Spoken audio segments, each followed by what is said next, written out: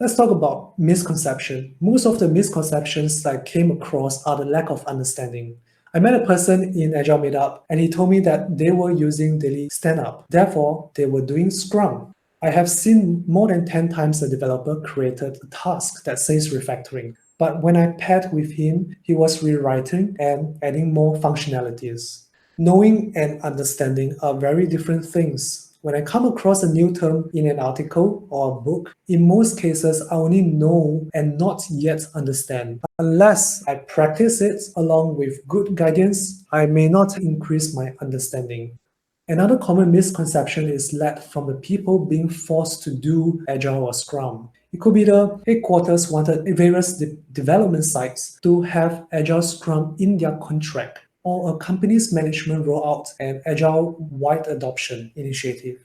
These are breeding ground for just show the motion without real change. On certifications, if you are the organization, how can you easily know that people are qualified for something? Certifications.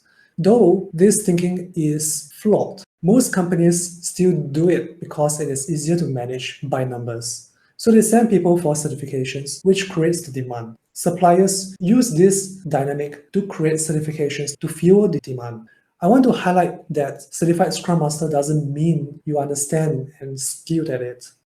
So, what do you think can be done in order to put back Agile to what it was originally intended for, to rule out all this misconception, or even if you want to advise people who really want to go dive deep into this Scrum or Agile, right? What should they be focusing on?